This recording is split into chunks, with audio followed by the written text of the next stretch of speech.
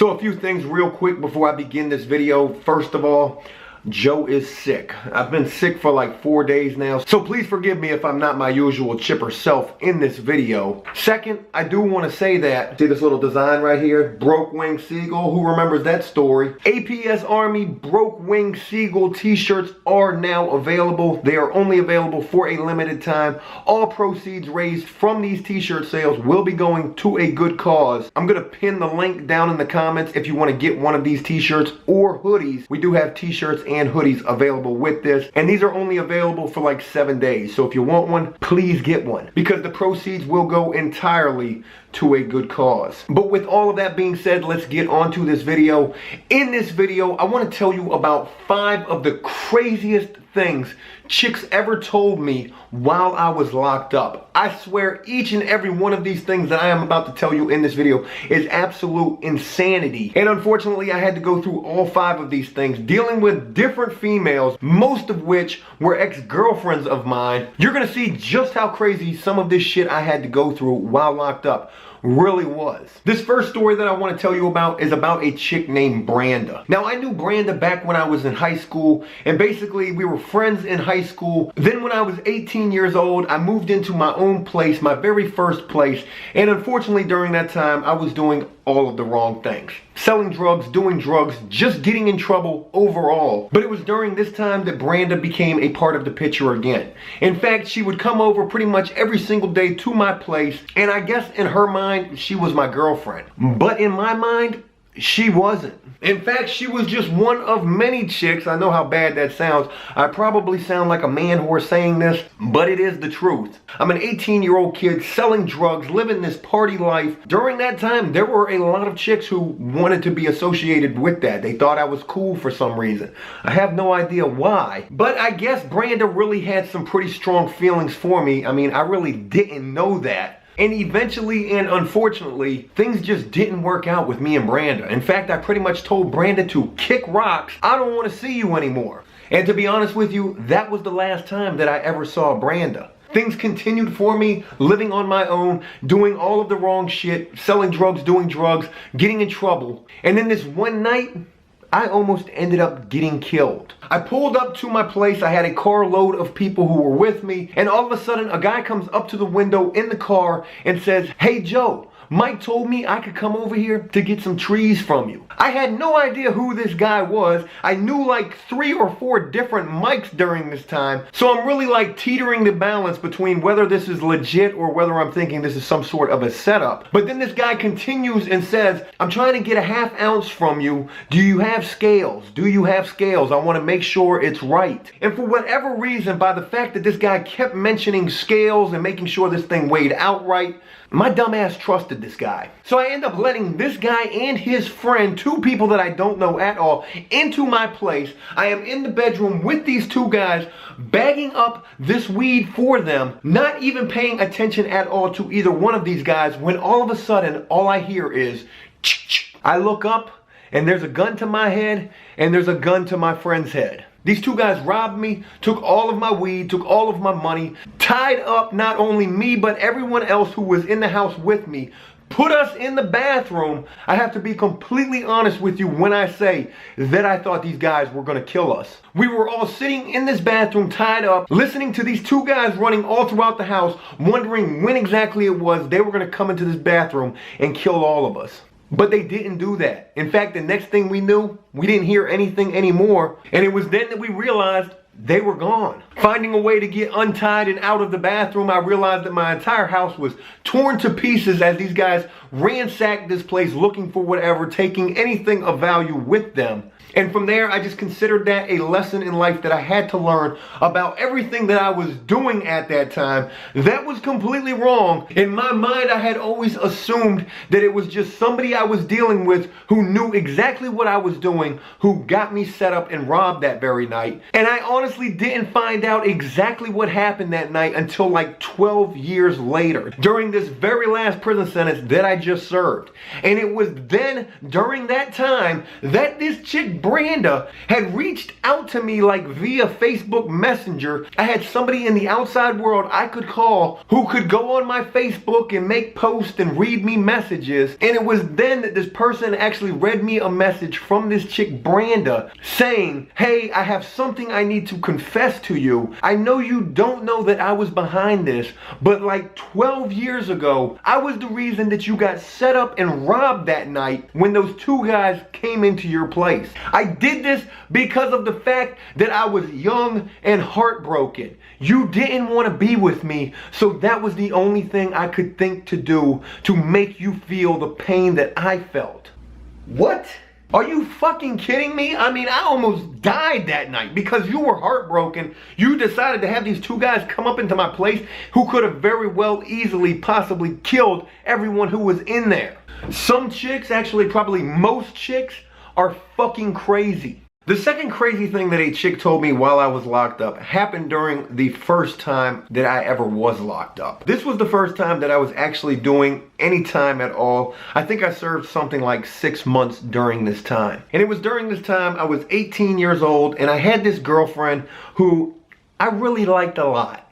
In fact, I guess I kind of loved her. But this relationship that I had with this chick was just so fucked up from the start. First of all, this chick's parents were like both major crackheads. In fact, this was something that they tried to keep from their daughter, but I mean, she knew that her parents were drug addicts, and just all of the chaos that surrounded her family alone just added to how crazy our relationship really was. And mind you, at this point in time, I was certainly no saint myself. I was doing drugs myself, and also obviously committing crime during this time, which led to me being locked up. But I will never forget just how badly this chick broke my heart during this time that I was locked up, when the letters began to not come anymore and the phone calls began to not get answered anymore. And I will most certainly never forget the very last time that I talked to this chick on the phone, when she told me that we were done and that she actually had slept with my best fucking friend. Now, I know the first thing that you're gonna say is, well, obviously, Joe, this was not your best friend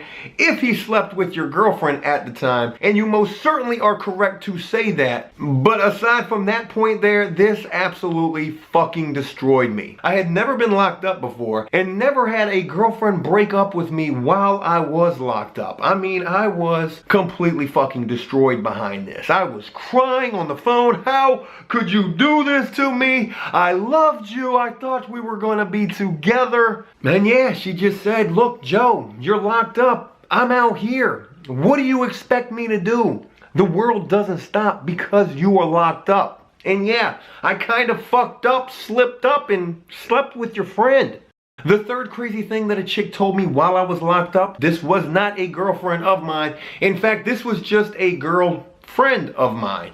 She was a cool chick, someone that I used to talk to on a somewhat regular basis while I was locked up for like a brief period of time. Unfortunately though, she had a very bad problem with heroin. And when I would call her from that prison phone, she would tell me all about the crazy shit that she was going through out there and that she was doing. I mean, no bullshit. This one time I called her and she was literally in a gas station bathroom shooting dope while I'm on the phone with her from prison. Hey, what are you doing? I'm sitting in a gas station bathroom right now with a needle in my arm. What the fuck? She told me a crazy story about how she had almost overdosed and died in this guy's car. And when this happened, this guy did nothing to try to help her. The only thing that he did was open the passenger side door and literally push her out into the middle of the road. She told me she woke up to a police officer standing over top of her in the middle of the road, trying to bring her back to life because of how close she was to this possible overdose. This chick certainly had a hellified battle with drugs, but she would have these brief periods of time where she actually would get clean. And during one of these brief periods of time that she was clean, she told me, Joe, I'm doing good now. I'm not using heroin anymore. Oh my God, I mean, that is really good. I'm so fucking happy to hear that. I'm glad you have finally decided to try to clean your life up. What are you doing now? And what she told me was just so fucking crazy. She said, I'm out here prostituting, Joe. What? Yeah, I'm an escort now. She said, I'm not addicted to the drugs anymore. She said, I didn't clean myself up and now I'm addicted to the money. Is that a good substitute right there? No drugs, but let's prostitute. I swear I would call this chick during this little brief stint that she was clean and she would be all over the place. I'm in Tennessee, I'm in Kentucky, I'm down here in Georgia. And every time I would call her, she would pick up from some different hotel in some different state, telling me all of these crazy stories about these Johns that she was out there meeting and dealing with and obviously sleeping with. I didn't even know what to say to this chick. There literally was like nothing I could say to help her or stop her. Hey, I think what you're doing is bad, you should stop. I'm quite sure that would not be received well. But one of the craziest damn things she told me while I was locked up, during this time that she was clean and was prostituting, was the fact that when I came home, she said, I could be a pimp. Joe, I'll come work for you. You could be the pimp. That was pretty crazy to hear. A good friend of yours telling you that when you come home from prison, you could be their pimp. I've heard some crazy shit while in prison. The fourth crazy thing that a chick told me while I was locked up, this is a lot different from any of these things that I've told you thus far. In fact, there was this chick named Rebecca that I used to deal with when I was younger, probably like 18 years old. She was just a friend of mine. She never was a girlfriend to me, but she was the type of chick who just wanted somebody who would care about her. It's a very tragic situation the way all of this played out, but I do want to tell you about this because of just how crazy all of this really was. To be completely honest with you, I really did not care too much about this chick. In fact, I even only really dealt with her because I was using her. This makes me sound like an absolute piece of shit. I was an absolute piece of shit for all of this. You know, you do things in life that sometimes you will spend the rest of your lifetime regretting. But I guess that's just a part of living, having to live with things that you may always regret. And this situation is exactly one of those things. But I ended up getting locked up. In fact, this was during the same exact time where that first girlfriend of mine left me. I received a letter from this chick, Rebecca. And for the life of me, I will never forget what this letter said. It said, Joe, isn't it crazy how after all of the shit that you put me through, I am still willing to be there for you, even now, while you're locked up. When I read this letter, I mean, this literally brought me to fucking tears. I could not believe how much of a piece of shit I actually was to this person, and the fact that they were willing to forgive me for that and at least be a friend to me when I had absolutely no one at all. I never wanted to lead this chick on because I had already done way too much of that in the past. All I wanted to be at this point was a friend to this chick, Rebecca. She began writing me all the time and coming to see me, and we just talked about whatever. It was so good to have her there for me during one of the lowest points in my life. I will forever be grateful for the time that she did give to me during that time that I was locked up. But during one of the times that she came and saw me, she told me how there was another guy in this same exact jail who she was also visiting, and he was in love with her and she wanted to be with him. When she told me this, I told her that is a really great thing. And to be honest, I wish nothing but the best for you with this dude. Well, after that visit where she told me about this other guy that she was visiting, I didn't see her anymore. And in my mind, I just assumed the fact that she had moved on and was just gonna visit him, and that was okay with me. But the craziest damn thing happened, and that was this one day, a guy was reading the fucking newspaper and came up to me and said, hey, what was that chick Rebecca's last name? The girl that was coming to see you? And I told him. It was Rebecca Ash. This guy literally took this newspaper and put it right in front of my face. And what he put right in front of my face was an obituary for this chick, Rebecca Ash. This was not an easy thing to see at all. In fact, after I had time to actually sit back and think about all of this, I started to believe that maybe there was a reason why this chick got back in contact with me and gave me the time that she did. Maybe that was God playing into this, allowing me to at least try to make up for being as fucked up toward this chick as I was in the past. I ended up finding out that this chick had epilepsy, and she had an epileptic seizure that she died from while sitting in her car. It really was a fucked up, tragic situation. The last crazy thing that a chick told me while I was locked up that I want to tell you about in this video happened during the very beginning of my 7-year prison sentence that I just served. And this involves the ex-girlfriend that I had when I actually got pulled over in this traffic stop that ultimately led to me serving 7 years in prison. During the interrogation, which would ultimately lead to me confessing to having drugs that I had for sale and also having a gun that I had for protection in an effort to save the girlfriend I had at the time and also my friend who was in the car as well, I took the entire rap to save both of them. Thinking that I had done the Macho Man Randy Savage thing in this situation, thinking that everyone would love Joe for this, that was not exactly the way things played out. In fact, that girl who was with me in the car, that girlfriend of mine at the time, she left me after only 2 months into that 7-year prison sentence. And to be honest with you, I was completely crushed by this, but at this point, I had already been through quite a bit of situations with other females that this really seemed like nothing new to me. The only thing that really hurt me in this situation was the fact that I felt like, here we go again, I'm about to have to do all this time completely alone. But 4 months after she left me, I get a letter from her telling me, hey Joe, call me. I really want to talk to you. Oh my God, all hope is not lost in this situation. Here comes Christy. She's coming back for old Joe. She wants us to be together. She's going to ride out all of this time with me. That wasn't the case at all, in fact. I called her and was so happy to have her on the phone. She acted so happy to be on the phone with me as well, but there was an ulterior motive behind her writing me telling me to call her. And that ulterior motive was the fact that she told me how the prosecutors